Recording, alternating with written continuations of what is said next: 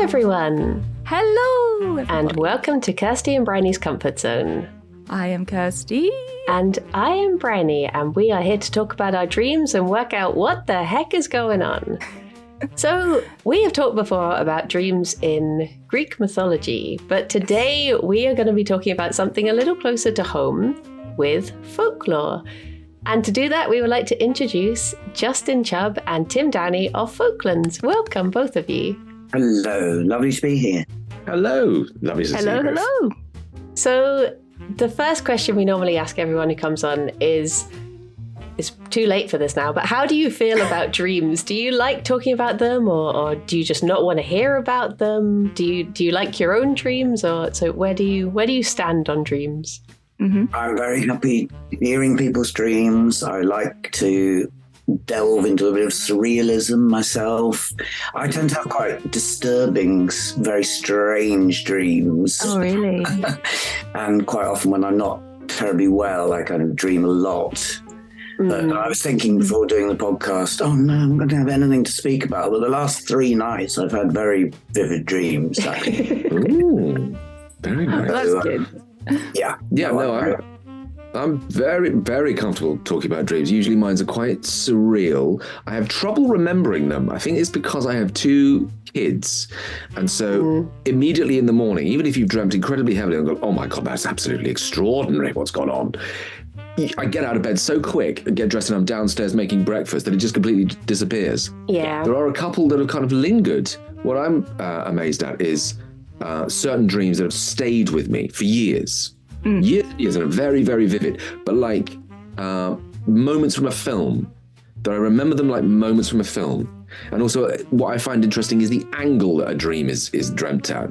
As in, do you dream it first person, third person? How do you dream it? Or through the eyes of another character within your dream? Yeah, well, we've got that covered, because Kirsty always dreams in third person and I always dream in first person. Yes, so we always ask every guest, is like, which team are you on? Yeah. Well, both. I have both, actually. I have both. I drift really? between the 2, yeah. Well, I mean, I'm always first person, but I'm sometimes not me. I will drift between the 2, almost like camera angles. Like I know it's me looking through my eyes, and then it is almost like a cut where it'll be, here is me watching me doing the thing, or whatever that is. That's very similar to how I dream, I find. It's almost like watching a movie, yeah. Yeah. Absolutely. Have you found, because with both of you also being writers, have you found that dreams have affected your writing at all? Have you ever had any ideas that have been sort of thought up in dreams or inspired by dreams? Yes, I have. And when I was a musician, I had a couple of songs actually that I heard sort of in a dream and then woke up and sort of wrote them down. And then, they formed a couple of songs that I used to do with my band way back in the 80s and 90s. Oh, awesome. So, yeah, it was very strange when, I have had that quite a few times. I've woken up and I've been hearing somebody playing a melody or there's something very distinct, even lyrics sometimes. Yeah. But yeah, and also some of the kind of more surrealist things we did a show, myself and I've got a comedy writing partner, Chris. We did a show on Sky that Tim was also in, which was quite surrealist. Yes, it was.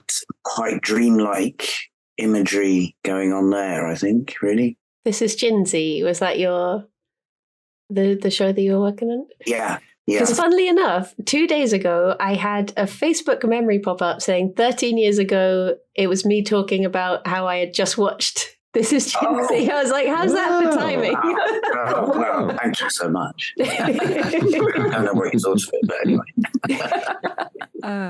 What about you, Tim? Have you ever been inspired by... Oh, sorry, my cat is behind me wreaking havoc. I don't know what he's doing.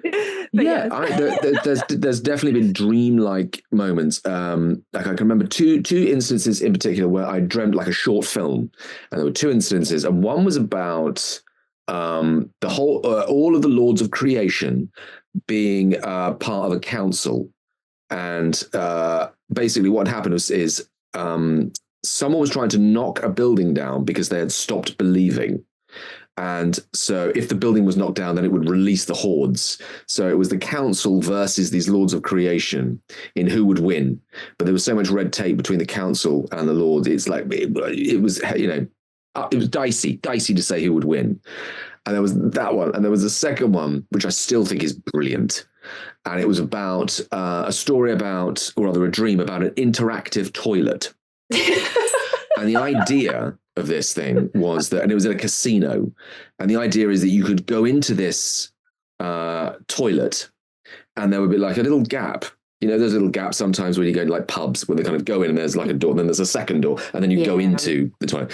And it was in this bit where you were scanned, you were like retinally scanned, and then it would play out a fantasy that was in your head that you wanted. Could be anything at all. Oh my God. But what had happened is that it was actually out of order, and it shouldn't be used. So it was glitching. So the whole dream was about this glitching fantasy horror thing that was going on whilst the person was trying to just go to the loo. But it kept on throwing up all these subconscious things to either tantalize or, hate, or all those kind of really dark things that would happen. And then he went, oh, right. Then the way I can get out of it is I've got to get out of the toilet for it to then go back. Yeah. And that was it. It was a very strange thing, but it was very, very vivid. Like, oh, that's really good. I mean, it would cost a fortune, but it would be really good. Yeah. I love that. I think we've looked up toilets before in dreams, haven't we? We have this dream interpretation book that I got in a charity shop. It's So do you have a sort of dictionary where you analyze people's dreams? Have you now kind of gathered, because you've done 87 episodes, which is we have, yeah. You must have a sort of bank of knowledge of what things mean or what we do. We have there's a lot of regular dreams that we hear. So we always know that if people are dreaming about bodies of water, that's going to be anxiety. I mean, sadly, the book that I use is very much taken on from a Freudian point of view. So there's a lot of things in the dreams that we might not necessarily... Here we go. You don't want to be dreaming about trains, guns, anything like that. But I think toilets is always, or, going to the toilet, that's always about sort of self-expression, I think, about having an outlet of expression. Yes, that's right. I think we've had a few guests who have been like streamers and like YouTube personalities that have had dreams about them like being on the toilet while they're supposed to be like live and talking to people. And I personally have had that kind of dream before, and it's weirdly common. It really is. And it's like, yeah, you're expressing yourself, but also in the wrong place, very exposed as well. So it's very like I don't know, I guess it's revealing like sometimes you've got to really have a lot of confidence to do stuff like that. And there's a lot of, I can't think of my words. Bryony, help me. Well, I guess that's like a very, know what I'm talking about, like personal side of yourself that you don't really share. It's just vulnerable is the word I was trying to think sort of being laid out for everyone to see. And it always reminds me of, there was an interview with David Mitchell about a scene he did in Peep Show where he had to be on the toilet, and he was saying, what if I do something weird? What if I act in a way that I'm thinking this is normal behavior, and everyone's like, wait, you do that on the toilet? Like, wait, what? Yeah, I did. I have filmed a scene on a toilet actually for a Channel 4 pilot that we did, which was, it was quite weird actually. We had we were in somebody's house on location and the whole crew in the toilet, Quite strange. Oh my gosh. I expect you've done a bit of toilet filming, Tim, surely. I've done my time.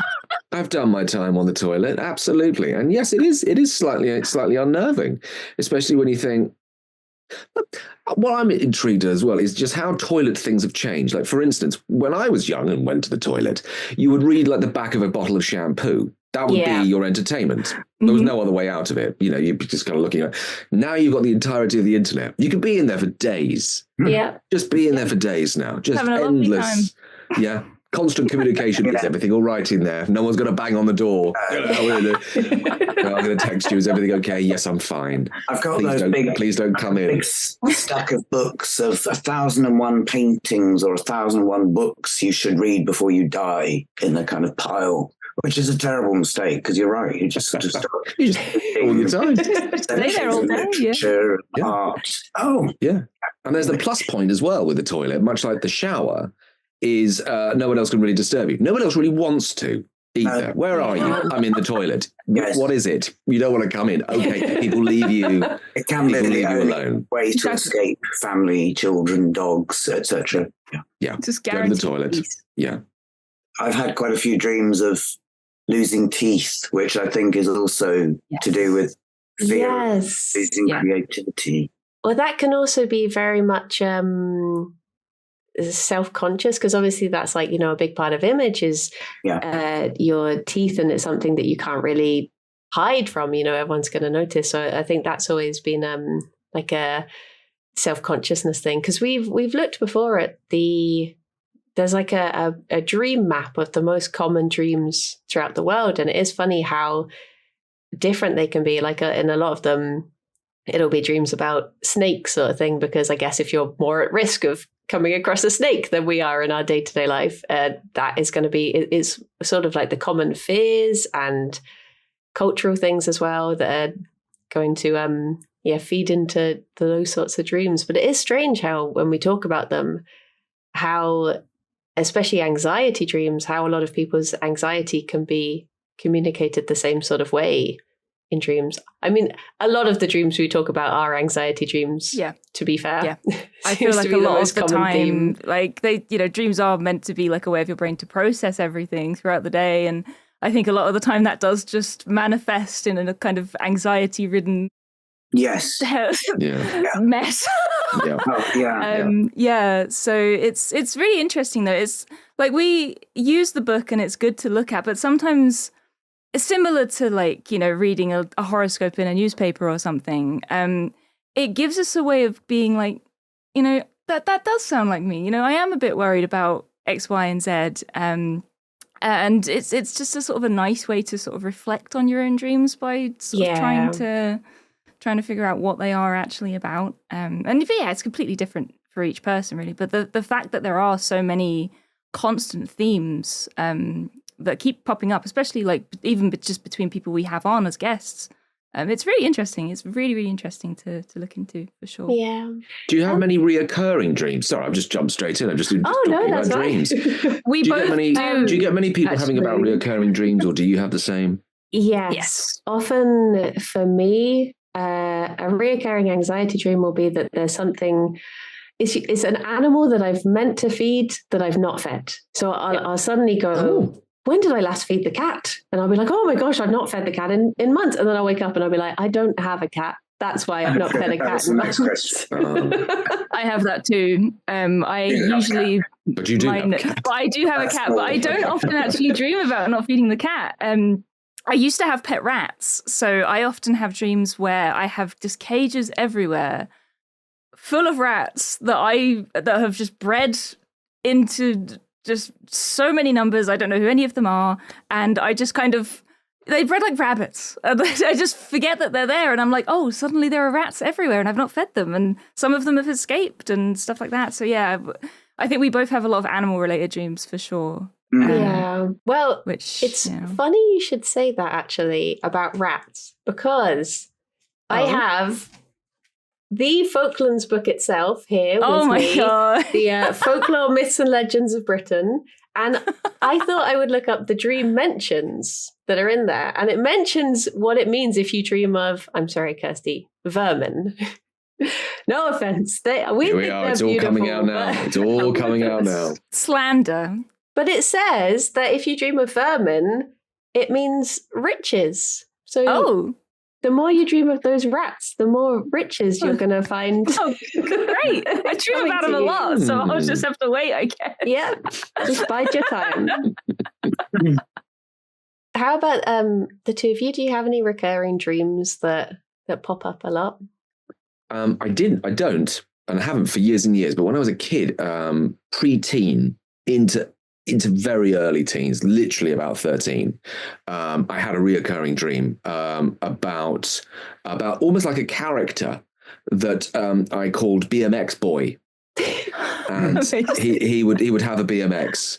Needless to say, I did have a BMX. Maybe it was like just playing out on a tapestry of safety, and I would be sort of like a hero. I should also add, I was quite obsessed with the 1980s Ozploitation film BMX Bandits, starring a very early Nicole Kidman, and I think that may have influenced a lot, as they were sort of like heroic and saving people and things like that. So I think that's very, but it went on for ages and ages and ages, and I remember when it just finished, because it was very abrupt and it felt like an end, like the saga had gone on. Yeah. And this final dream was a last dream, and I haven't dreamt of it since. And I found that really interesting, so much so that I remember it, that I really remember not the stories, but that final one, the one where it was like, no, this is the last one. And it just stopped. I used to have a very scary recurring dream as a child. We lived in a sort of quite big Victorian house in Guernsey. When I was about 10, we moved there, and it had kind of quite a winding staircase just outside my room with these sort of green velvet stairs going up to the attic. And I used to have this very frightening dream that there was a sort of Victorian ragged boy kind of crouching on the stairs. He had red hair and a really white kind of skull-like face, and he was grinning. It was really, really horrible.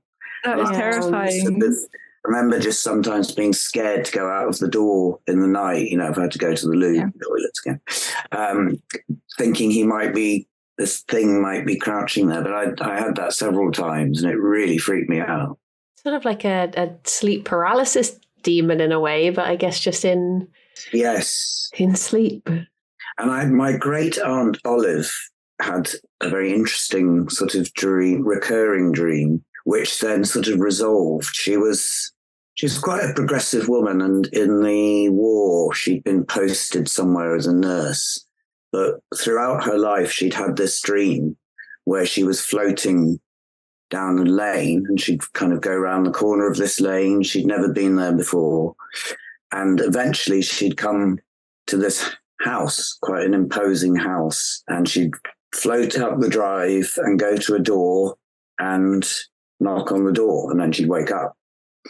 And then in the war, when she was posted as a district nurse to this part of the country that she'd never been to before, on her days off, she would go cycling around the countryside. And suddenly one day she realized she was on the lane that she'd been dreaming about. Oh my God. And the sensation of her floating in the dream, she realized, was actually her on a bicycle. Oh my God, that's very So she followed the lane round to this house, and it was there. Everything was as she had imagined it in her dream. She went up to the door of the house, knocked on the door. Somebody opened the door and then stood back in horror, saying, "You're the ghost." Oh, what? What? We've seen you outside the house. Oh, what? Gosh. I know. I was not expecting that. Yeah. Absolutely. They're almost like an out-of-body experience, possibly. Yeah. That's amazing. And that's supposedly true, a true story. I mean, the closest we've had was, Kirsty, didn't you dream of a place that you then went to? Was it like a fairground or something? Yeah, I did. I dreamt about a fairground in Norfolk, sort of near Great Yarmouth Way. And I'd never been to it before. And yeah, I did. I ended up going there, and nobody recognized me as a scary ghost or anything, but I had this very overwhelming sense of deja vu. And it wasn't just like, I've thought about this place before, I've been here. I remember dreaming about it. So yeah, I've had a couple of dreams, and I've had dreams about meeting certain people in certain ways, and then that's sort of come to pass. And yeah, it's super interesting, but it's also like, is it a coincidence? I don't know. Yeah. Or like your brain can trick you. Maybe you're misremembering the dreams or trying to fit them together, but like actually knocking on someone's door and then being like, "You've been outside my house." Like, no, jeez. Lots of strange stories like that. My mum had a cousin as well, Nicholas, who later became a vicar. And when he was at sort of this public boys' school, one night he had this sort of out-of-body experience, and he wasn't sure if he was dreaming or if he was awake. He was in the dormitory, and he saw a boy opposite him get out of bed, go into somebody else's locker, and steal their watch. And he said he was sort of floating on the ceiling and just followed this boy through to another part of the school. And the thief sort of hid it on top of a water tank in this part of the school. And in the morning, he kind of thought, no, I must have just dreamt this. But he went to have a look. I think he went and got a teacher because he thought, this is dodgy.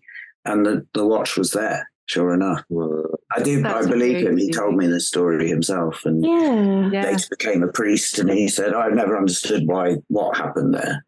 But he said it was definitely on the ceiling, just kind of floating, watching as a disembodied kind of spirit, I suppose.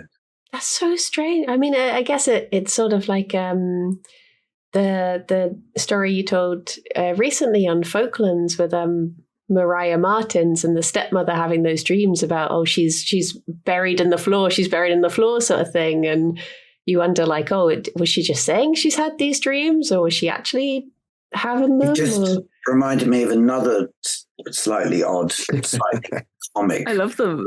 Thing. One of my mum's friends who lived in California, still lives in California, she'd gone on holiday somewhere, and she'd left her husband looking after their little dog. I think it was a little poodle or something. And when she came back, the husband sort of said, I'm really, really sorry, but the dog had to be put down, it died, and it had to be put down. And then for days afterwards, she kept, it was quite weird. She felt like the dog had come back to try and tell her something. And so she thought she was going a bit crazy, because she kind of kept thinking, the dog is trying to tell me something. Anyway, eventually she kind of broke her husband down, and he admitted that he'd sort of lied to her, and the dog had drowned in their pool. I mean, it's rather sad, actually. Yeah, it was sort of trying, if you like, to communicate with her. Or maybe she just picked up on the fact that there was something a little bit wrong about what she thought. Yeah. That is sort of like an interesting point with sort of going on to dreams in folklore and stuff. Because I think back with early dreams, a lot of people did think that the dreamland was, where you were closest to either the dead or to gods and these sort of spiritual forces and stuff. So like that was the best place for people to reach you if they did have a message, whether it be Zeus or a little poodle having a message to send. No, you're right. Absolutely. There are lots of sort of legends all around the world of Hades and underworlds. Yeah. And Aboriginal, the dream time in Aboriginal culture, which was sort of the spiritual plane, that sometimes forms of drugs were used, hallucinogenic drugs, to try and instate a kind of feeling of hallucinogenic dream traveling, or communing with spirits and other creatures that might be your kind of spirit guide or whatever. Yeah. There's a good book I was just trying to look for, actually, by a guy called Stephen Moore, who was Alan Moore's mentor. And it talks about how basically the whole of modern society as we know it in the West is based around dreams. Because when they would go to the Oracle of Delphi, it would either be very drug-induced, or the Oracle herself would literally sleep on it, would lucidly dream, would dream and then give her answers from these dreams. And so all of that built what we now know as like Greek society was based around these, basically these dreams. So we are things of dreams. Is all we basically are, and what we built ourselves on, which I thought was absolutely extraordinary. The kind of thing, I can believe that, and I can get with that. Yeah. But it's interesting, that idea of the idea of the dream of the flight of the witches. that idea of flying to a Sabbath and what they think it may have been is the idea of using datura or belladonna and things like that in small pieces, and that will give you the sensation of flight, give you the sensation of flying to the Sabbath and being in that place whilst being completely stationary and being at home. So again, it's that sense of night flight, which I find fascinating. Yeah, absolutely. Well, this is something I've said before. I mean, I sort of bend Kirsty's ear about Greek mythology all the time, and I was so excited when I realized that like Hecate, the goddess of witchcraft, her mother was the goddess of dreams, and I was like, see, they're related, it's all related. See, I told you I believe you. Because I was reading up recently of back in the Salem witch trials, there was something that was called spectral evidence, which could just be someone saying, she visited me in a dream and she was really mean to me. And they'd be like, well, yep, no, that checks out. And you're like, what? Wait, what? It's probably that you're worried about it, so you dreamt about her. And it's that sort of thing where people just had this just not understanding and assuming, it's devilry. Yeah, yes. Absolutely. Like the Pendle witches, a lot of them were tried by no more than the word. I think it was like a 7-year-old boy or a 7-year-old girl. Like it was like, yeah, that one. Just based on. Oh my God. Just probably, I mean, nothing. Based on nothing. Yeah. Based on you looked at me a funny way. Yeah. It's an extraordinary thing. And then you've got wonderful kind of art that comes from dream kind of things. Like there's a fantastic Henry Fuseli painting from 1781, The Nightmare. The Nightmare, yeah. Which you're probably very familiar with. Well, I was reading about him in the book because he's mentioned, because it said, because Kirsty hasn't been having dreams recently. Right. And it says in the folklore book that he used to eat raw meat before bedtime to try and induce his nightmares. So you can always try that if they don't come back. I'm not a vegan. It's vegan. But I mean, I really love the kind of dream imagery of some of these artists. Blake obviously also had this interest as a young man, he had visions of angels in trees, and later in life, he kind of had this much younger friend called John Varley, who became sort of one of his closest friends, and he would go around to John Varley's house and play this sort of slightly spooky game where they would try and induce a sort of medium state where Varley would conjure up visions and Blake would try and sketch historical or mythological creatures. And he did a couple of sort of very spooky paintings. The Ghost of a Flea was one in 1819, which came from one of these meetings.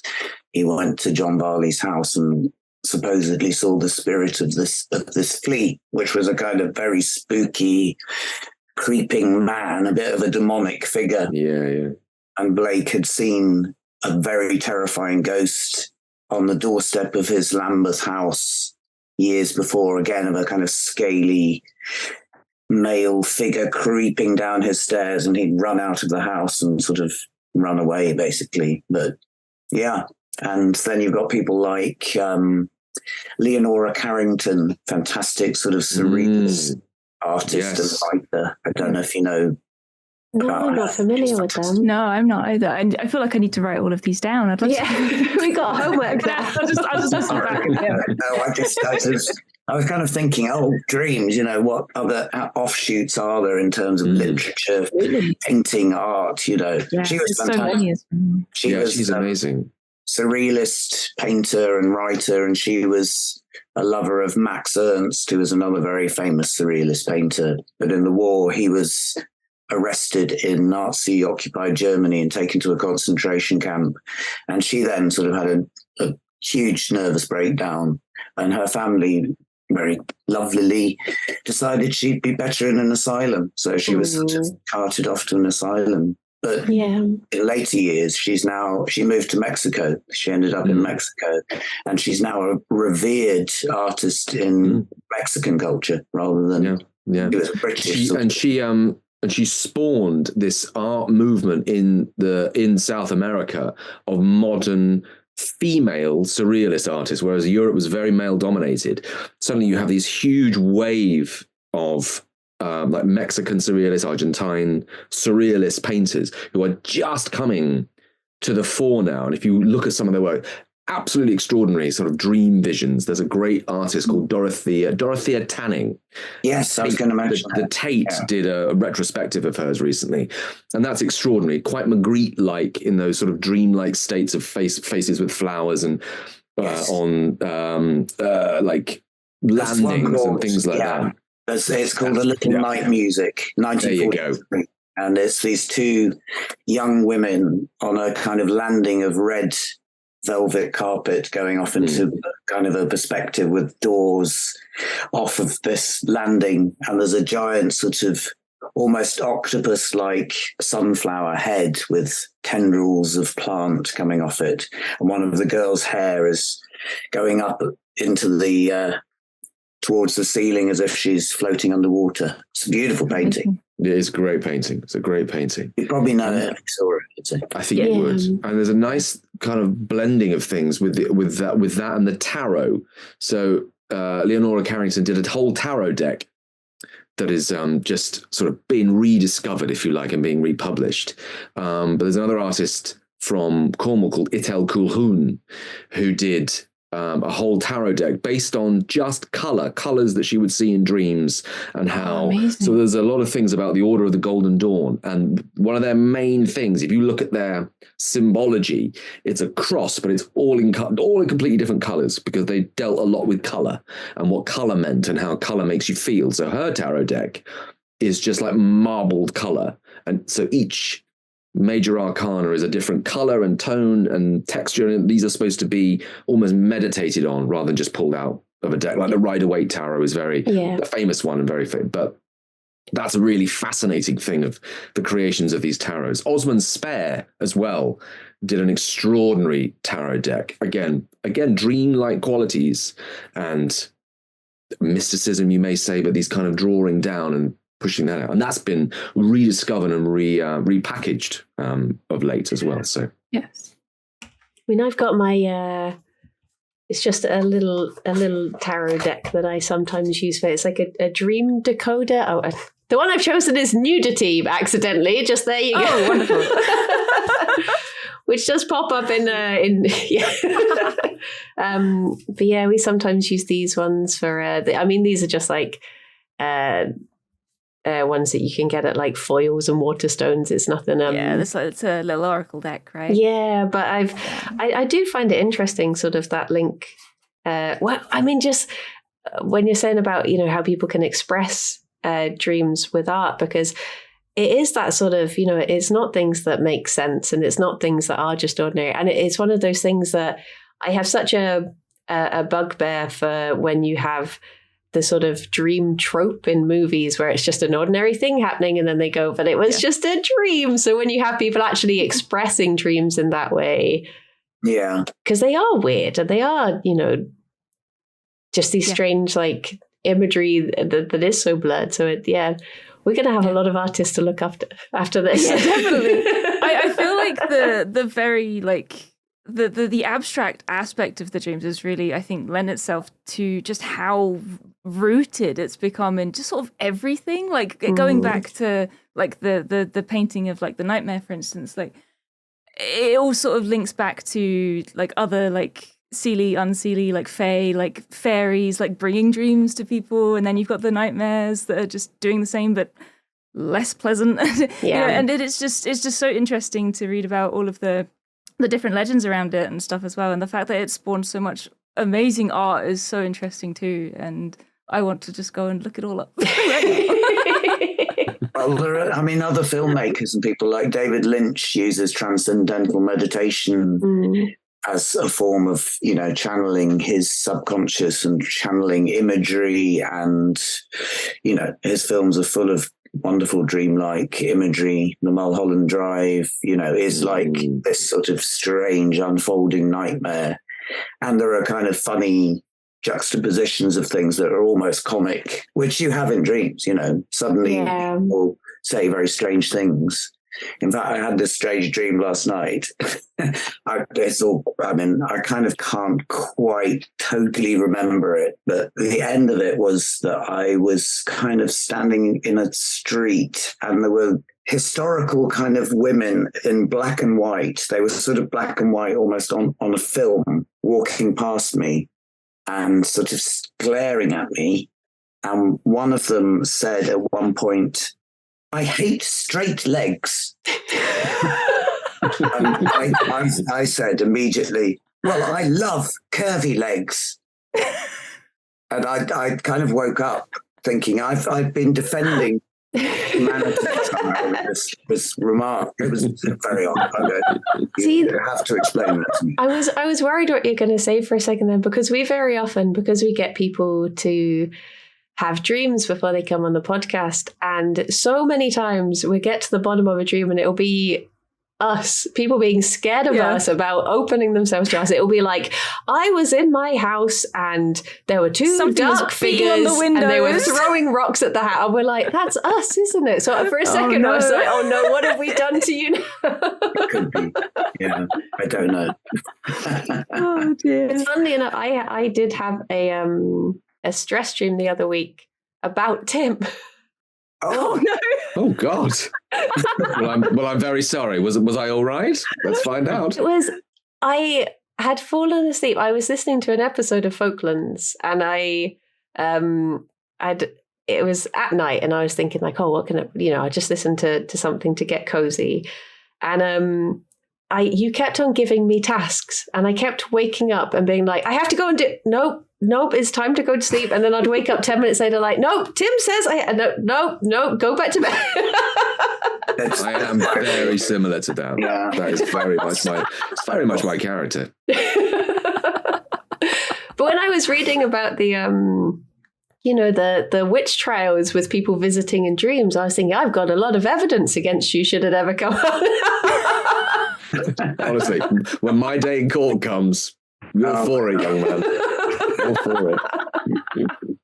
But it's interesting how, going back to the historical and the folkloric thing, how visionaries and people who kind of seem to channel knowledge were kind of revered at one point in our culture, and then they're now either, well, they're not visible, but people still obviously go to mediums and kind of, when things are maybe going wrong and things are less explicable, maybe people still do kind of believe that the subconscious can offer something. I don't know. It's interesting. Yeah. I think, sorry, you go, Brainy.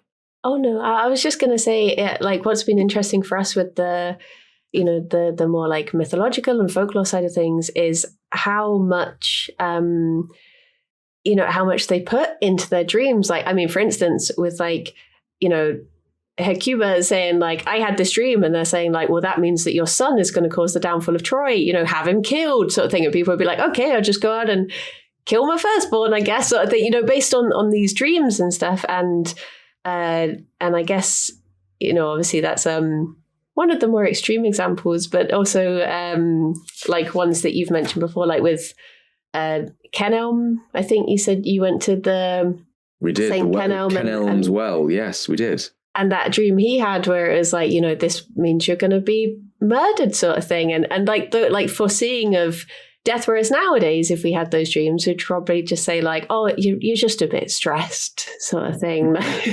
Yeah. Maybe don't go out and murder anyone. Just change your job. That's what that is. But sort of, I think when I was younger, I sort of had a little bit more of a connection with kind of psychic-y things. Once, years ago in Guernsey, my mum, my brother and I went to this sort of psychics weekend course thing with these two psychics, and they were trying to get you to sort of channel your psychic energy or whatever and teach you sort of healing techniques. But the very last thing they did on sort of the Sunday night was they said, right, everybody just quietly concentrate, and we're going to go around the room and ask everyone what is going to be on the front of the Guernsey press, the Guernsey newspaper, tomorrow morning.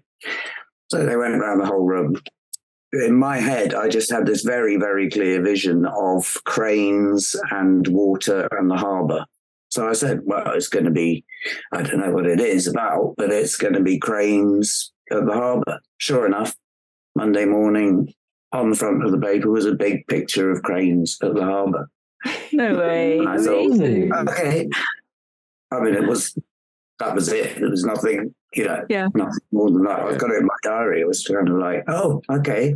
That was a bit strange. Yeah.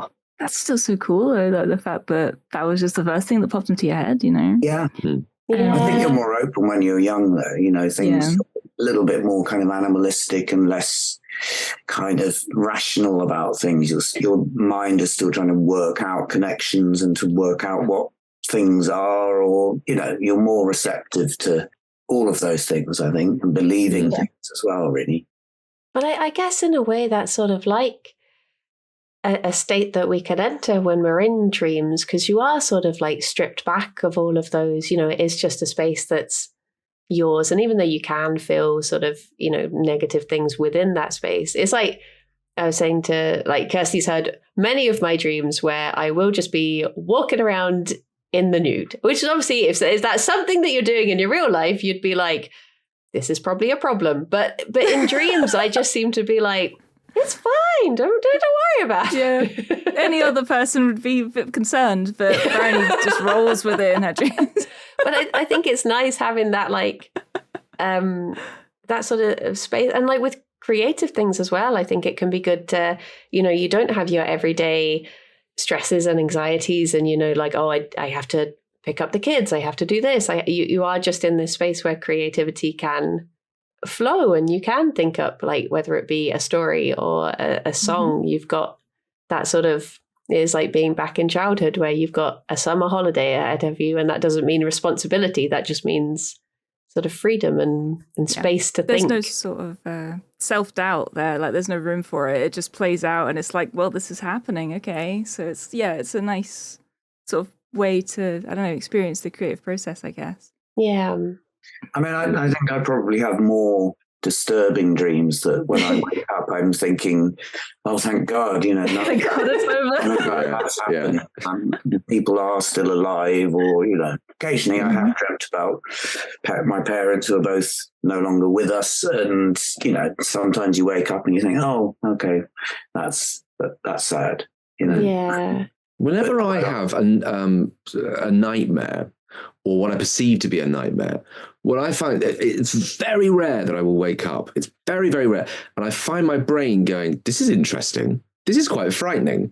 Now, I wonder what happens. I wonder how this is going to play out, because I'm very uncomfortable, but I'm just, it's so intrigued to see me too. Totally. What will happen. Yeah. Like it's tapped into something. Yeah. And it's like, oh, that's something a bit different. I've tried to go back into dreams because I've done exactly the same. I've done exactly the same. I really want to know what was going to happen. Yeah, either it's so like, oh, that's absolutely horrible. There's a few times, the only kind of really like visual ones are those ones that I'm falling, where I will literally kind of throw myself up, and I'll make a noise. Yes, as I do. And that's always in the beginning of sleep.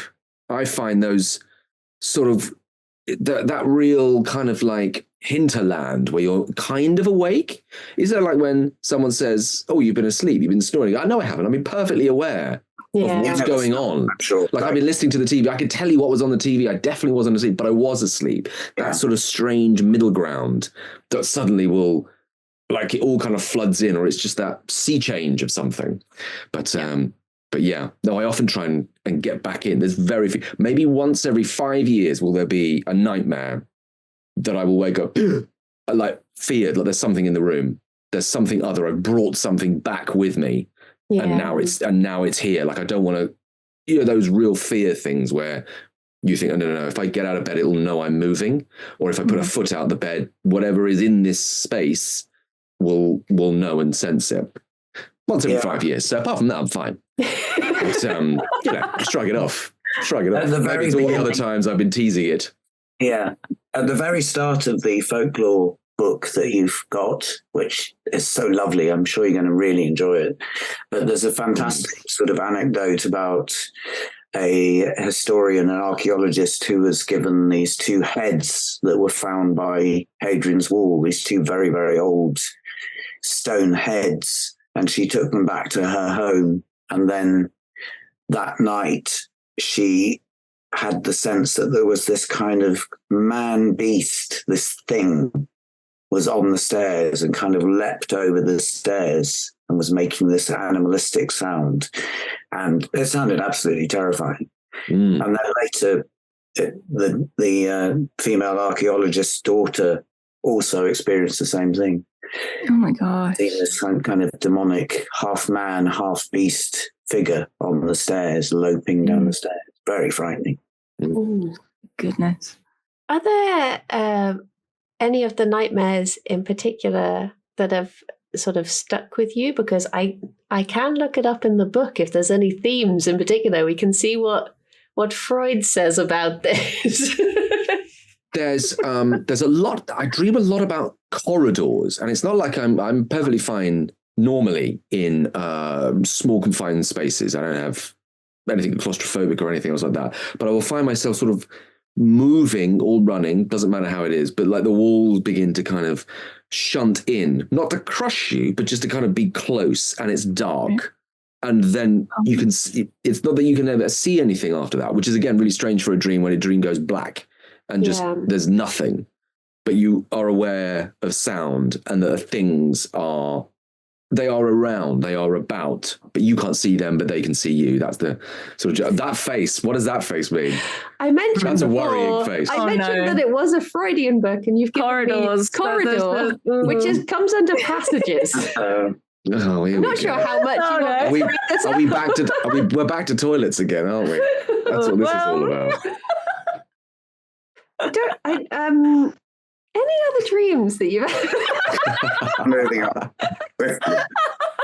Unbelievable. That one also, there was one I remember quite vividly, which also had one of those carnival floats from, like the New York Carnival. Those big kind of floating, like in Ghostbusters with the... Yeah. I remember going down an alleyway with one of those. I believe I'd just been speaking to Mel Brooks.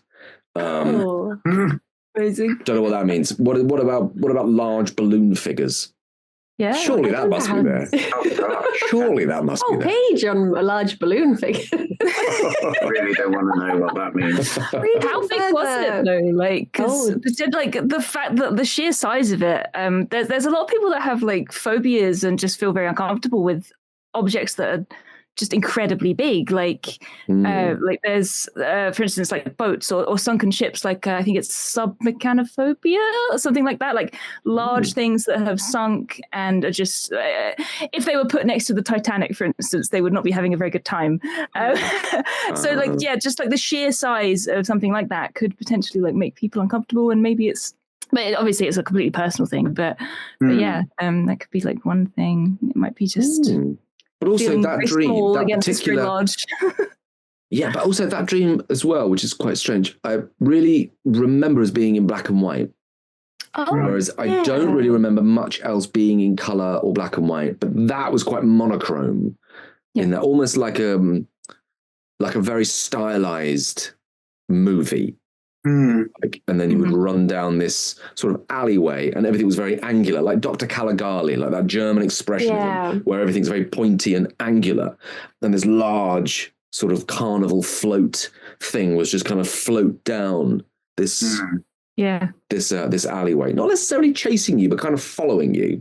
Yeah. Whether it was malevolent, I don't know, but there was a very definite sense of that and very little else around. There you go. And obviously I've been talking to Mel Brooks. I read on in passages, and it does say that it can also represent the transition between the various stages of our lives. So I guess it could always be something like if you were going from what you perceived as one stage to another, but the walls are closing in, maybe it was like a not really wanting to, or like a struggle to get to that next stage, or let me out. Something looming over you in the process. Interesting. Yeah, potentially. The whole dream itself sounds very cinematic, and the fact that Mel Brooks was just there as well, this is like cherry on top. But we have read before that how people dream has changed throughout the ages. So back in the days of like black and white cinema, a lot of people would dream in black and white because that was how stories were told to them. That was how they sort of processed that sort of thing. That dream I had last night with kind of just the female figures were all in black and white. It was very vivid, and they were almost like kind of projections. But I had this other dream 2 nights ago, which was a bit of a kind of, it was like a sort of Australian frontier town, an arid sort of desert. It was a very filmic dream again, actually. And I was in this kind of quite rotting wooden room with this man, with these 2 men, actually, this man, very threatening figures. One was quite burly and large and kind of just in the shadows. And this other man, for some reason, I was being sort of challenged to some contest. And I was sitting at this small table in this dark, sort of rotting room, staring straight into the face of this quite frightening looking man with quite narrow eyes, very piercing eyes. And I knew there was some sort of contest going to take place. It was a little bit like Wolf Creek, the film Wolf Creek, I suppose, or something like that. It was Australian. I can't remember what was being said, but I remember looking at these very demonic, piercing eyes. And then I looked down, and under his lip, under his nose, on his lip, was painted a red tartan moustache in paint. But somehow it was very sinister. It was very, very sinister. I remember looking at his kind of T-shirt, and under his arms was it was so kind of dirty and rancid. It was almost like a tree, kind of green and yellow stains. And I thought, maybe this person actually isn't alive. Yeah. And then I woke up. Gosh, that's so interesting. It was very scary. Yeah. I've looked up eyes, because they were a main part of it. And it says, any dream to do with the eye is to do with observation and discrimination. It is indicative of enlightenment and wisdom, protection and stability. Oh, that's quite thin. But I guess if the eyes are quite closed, I guess that's maybe someone... Lack of wisdom. I'm a bit stupid. Don't trust me. Just someone you find, or whatever he represented, is like something that's difficult to observe, I guess, maybe. But like you describing your dreams, there's so many colors in them. Yeah. Whereas I don't know if I'm really aware of the colors in my dreams, but there's so much. Yeah, the red tartan moustache was very distinct. It could have been that actually the night before I had this dream, I was at a friend's house and he said, "Oh, I've got a collection of moustaches. Why don't you see which one looks best on you?" So I had been unwrapping all of these different moustaches. Oh my gosh. I think the policeman moustache was probably the best one. Yeah, none were tartan. Right. There were no tartan. No tartan ones. Oh, I was waiting again for Bridie maybe to say the amount of times again that people have dreamt about us before being on the podcast. A lot of the time they are in a room, and again, like we've said, like people trying to get in, but the picturing you in a room at a table against these 2 imposing figures, I was like, oh no, here we go. Be an interview anxiety dream. That's true. Yeah, absolutely. And like being in a house or a building, like oftentimes, like we've said, like maybe that sort of represents your own personal space or, you know, your own sort of safe space, and having someone there and being so imposing could absolutely, like, you know, be a sign of, you know, a little bit of stress or a worry or anything like that. Oh, I'm a bag of nerves. Same. I mean, that's why most of our dreams are anxiety dreams. Yeah. It always comes down to that. Always. Or maybe they're the ones you remember more. You know, honestly, the nice floaty dreams. I mean, I suppose I had quite a lot of flying dreams when I was a child, which were fantastic. But I think maybe, you know, a bit like literature and films for me anyway, the shocking moments and the dark moments that really kind of emotionally affect you tend to stay longer with you. And I think that's certainly the dreams that I've had, that they were the frightening ones that kind of hit a nerve, and you think, well, in your dreams you experience all kinds of horrendous situations, murders and deaths and all kinds of horrific things that you sort of emotionally, you do experience them and you play them out, and in a strange way you have had those experiences, or your mind, your subconscious is trying to give you those kind of journeys somehow. Yeah. I was always amazed as well when I was watching my kids sleep when they were really young, and they were kind of, you would go, oh my God, you're dreaming, but you haven't done anything. You've literally done nothing. Yeah. You're literally, you have been from this room to this room, and maybe you've been outside. Even your eyesight isn't that good. Yeah. You can only see really in black and white. You can't see that far. What on earth are you dreaming about? But then have you ever seen dogs? Have you seen dogs dreaming, Tim? I have, and it's wonderful. It's absolutely, it's one of the best things. They lie on their side and they start kind of doing this kind of woofing, and their little legs are twitching. They're running through some fantastic field, and there's a squirrel that they've got or something. Chasing rabbits. I was just about to say I get it because I've got 2 bunnies, and you can see them, like they go into that sort of deep sleep, and their little mouths start chomping away. And my girl bunny, she always starts digging in her dreams. You can just see all of a sudden she just starts rocking back and forth, and her little paws will just start being. Oh my gosh! Very dreaming about digging the sofa cushions. That's one of her favorite activities. Nice, always fun. Always fun.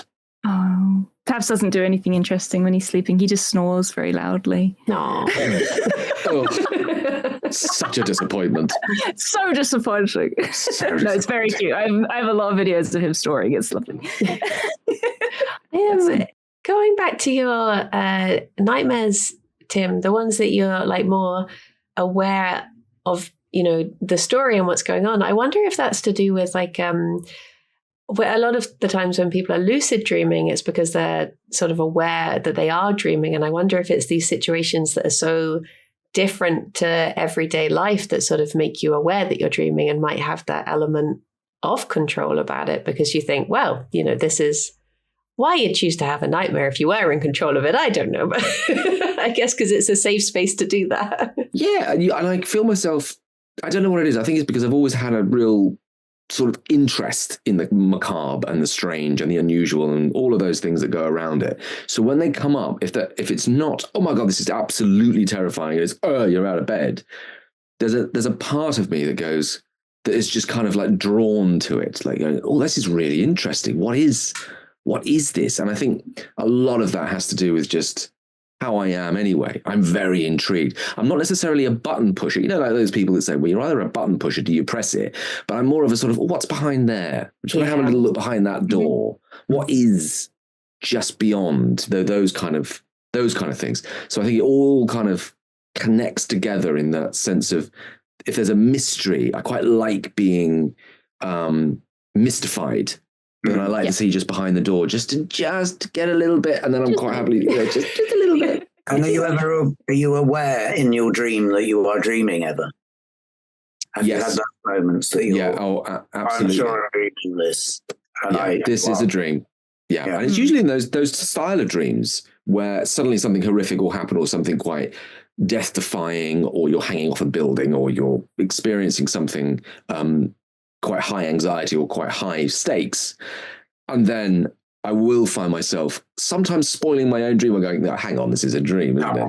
And you'll go, no, come on. You almost want to go, just take the lights down. Take the lights down, move the cut. Just cut. No more nuns. Yeah, we'll go again on this. See, it's really interesting. I had the most disappointing version of that, where one time I was in my kitchen in a dream, and I was like, wait a minute, this is a dream. I can fly now. So I did a little run. I did like a triple jump, and I was ready to fly. And then I just landed, and I was like, never mind. And I woke up. I was like, that was my one chance to finally fly in a dream. We're in the kitchen. should have gone outside. Yeah, that would have been a good start. I don't think I've ever actually been fully aware that I've been asleep even in a dream. If I have, it's been so close to the edge of being awake that it hasn't really counted, and I've woken up very soon after, I think. Probably after like being awoken by an alarm or a hypnic jerk again, and just being like, right, keep dreaming. Nope, not working. But other than that, it's just never happened to me. So yeah, I've never been able to take advantage of that, sadly. But we dream. Maybe tonight's the night. Maybe tonight's the night. Maybe. But we supposedly dream just seconds before we wake, don't we? You know, most of the sort of dream activities. I mean, because some of them seem like they go on for hours and hours or days even when you're sunk in a very vivid dream. So it's very strange to think that all of this brain activity is happening in seconds and giving you all of this kind of detail and all of these informations so quickly. I was just going to say, I'm always so jealous of people who, like, we get a lot of guests who come on that have such coherent dreams as well. They'll come in and they'll have a full-blown story. Like our last guest that we had on, Mark Humes, bless him, he had the most incredible story, and it could have just been a TV show straight up. And I'm just sitting here like, oh yeah, 1 minute I was here, then I was over there, then there was a thunderstorm, and now I'm in space. And it's just all over the place. So yeah, when people come on with dreams that are just so cohesive, I love it. It's just so interesting to me.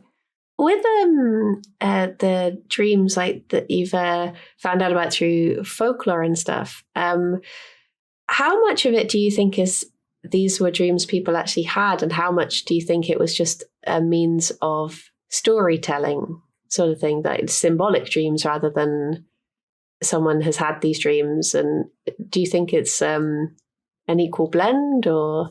I think it's a very good question in terms of, you know, accusing witches of entering your dreams. Of course, there is no practical way of proving what has entered someone's subconscious. So, you know, in the case of Mariah Martin and the murder in the Red Barn, you know, there are questions over whether the sudden sort of visions and dreams that led to the discovery of the body were in fact a way of deflecting actual guilt or knowledge of something, you know.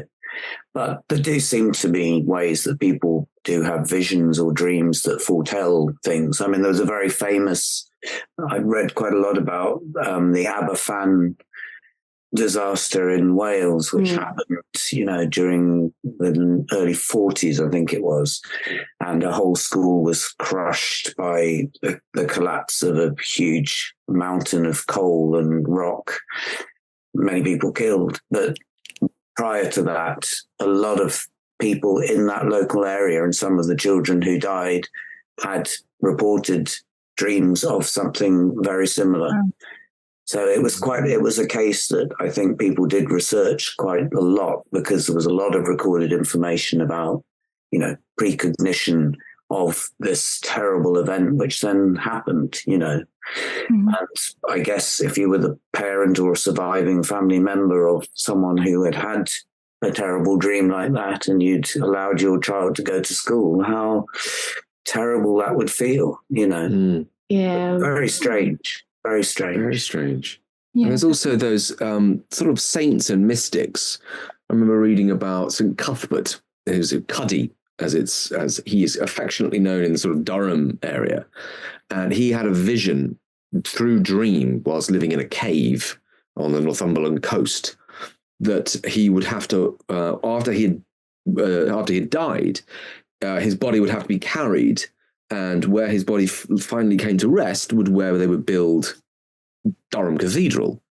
And there's an extraordinary tale of these. We're talking about like years and years and years and years of carrying this corpse through a battlefield of a land to this area, which was just in the most inhospitable place in the country. It's on a hill. Like, you know, I don't know if you know Durham Cathedral. It's like on a hill in a valley. You know, it's really like you would not choose that place to build a cathedral, but it appeared to him and his followers and acolytes years later suddenly rested it. And there was another dream about something else as well. There was something that landed, like those dreams of firing an arrow and the arrow lands and that's where you're going to be buried. And there's a very similar thing with St. Cuthbert as well, is to where he will finally end up. And then imagine that. This is all from the space of a dream. So there's the dream of someone in a cave thinks he's going to get then a cathedral in an area where they haven't been and no one really knows him. And then you've got to spend the next 500 years building the bloody thing. And it's all from a dream. And then a town builds up around it from that. That's extraordinary. I mean, that beats most of it, doesn't it? I like to think as well that my moments of mysticism are when I dream the alarm clock is ringing and then I wake up and it is ringing. And I know there's a thing. I do it all the time. Those slight foretelling. Before it started. And I know it's that thing of it's actually still happening and you're just dreaming it and then suddenly your brain kicks in. Yeah. But there are real occasions I'm thinking, no, I've seen the future. I think I had a recent one of those where I was in a dream, just a standard dream. I walked up to someone and they looked at me and they just went, "What the?" And then a car horn beeped outside and it woke me up. And I was just like, how did it know? I'm a comic genius. That's hilarious. Excellent. Yeah, there was this, in the 1940s, the last use of kind of the very old 1700s witchcraft acts were used against this woman called Helen Duncan, who was a clairvoyant. Nellie Duncan was her nickname, and I think she was in Southampton or Poole. And she was. I think it was actually Portsmouth. Oh, Portsmouth, yes. I think it was Portsmouth that this incident occurred. Yeah. But she would give seances and would go into a trance and she would talk in tongues and she would produce ectoplasm. And on one occasion during the war, an army officer was present at a seance and she revealed what were then state secrets about a British boat that had been sunk and no one knew about it. And so this man went to the police force and she was arrested and there was a massive trial at the Old Bailey using ancient witchcraft acts against her. Wow. And Churchill wrote to the papers and said this is an absolute disgrace. But I believe she was imprisoned for a time. She was. And in fact, she was the last prisoner in the Tower of London. They imprisoned her in the Tower of London. Can you believe that? Wow. Hellish Nell was her moniker by the tabloids. He died soon after, I think 3 months after she actually had been finally released. But it was a public outcry and it was an extraordinary case, using these ancient laws, which I think were then repealed and no longer usable. Yeah, that's wild. Like in the grand scheme of things, that's so recent as well. Like really, like that's crazy. Absolutely.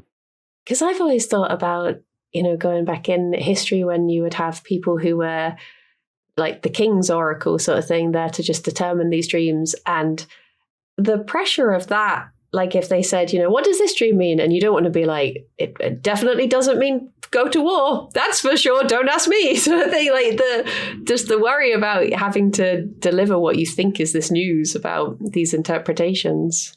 That's a thought. Not a silly maybe maybe I think the belief in these things was so strong that people maybe who did believe they had visions probably trusted them. It's a much less sort of coherent world where so little was known until relatively recently in terms of scientific things, or our world is very developed and we now are surrounded by technology, by sounds, by other things, and in past eras everything is much more mystical, and even the weather and things are present in your life and in your home in a way that we just we take for granted all of the modern things that keep us being reminded that everything's rational, everything's scientific, and we can explain everything. When, of course, we can't necessarily. Yeah, absolutely. Oh my goodness! Well, I didn't realise how long we've been talking. Yeah, we could go on. We could. It's been so interesting. Honestly, I just listened to so long. It's amazing. But yeah. Where can you both be found? Not your addresses. Not your addresses. But in terms of where can everybody find you? I'm on Instagram and Twitter, Tim Downie 1, or at Tim Downie 1. Instagram, Twitter. I'm also on TikTok as well. So please come and find. FolkLands as well is also on Instagram. So please look that up. Follow us. Do all the magical stuff, and we are on. And the podcast itself is on Spotify and iTunes, and anywhere you pod, we will be there. We'll be haunting you. There. Yeah, in the shadows with our capes. Yes. Slight warning though, if you do already have quite a long to read list, do not follow Tim. It's dangerous. Yes, that's true. That is true. Wait until you've read at least half of your bookshelf, and then maybe risk it. We didn't even touch upon this evening the one of my favorite book of short stories, which was, and each short story was from a dream. It's called Randall's Round. And if you ever want to, Randall's Round, each story, it says in the introduction, each story is from a dream. Yeah. Oh my gosh, that's a definite one to add to the list. That's a definite. There we go. Okay, I've got it. I'm adding it to the list. One last book. Also, Dorothy K. Haynes, Thou Shalt Not Suffer a Witch. A lot of her stories. Fantastic Scottish writer. It's a little bit difficult to get hold of, but she again wrote always at night and often inspired by strange visions and dreams. Fantastic stories. Amazing. There we go. Thank you so much. There we go. I've got them all saved there. I'm going to have to go and have a little and do our homework. Yeah. And yeah, thank you so much. It's been really, really, really interesting. Such a good conversation. So many amazing topics that we've touched on. So yeah, thank you so much. It's been lovely. It's really good. Well, thank you for listening, everyone. And until next time, bye-bye for now. Bye-bye. Bye-bye for now. Bye. I don't know, I'm waving, but bye. Bye.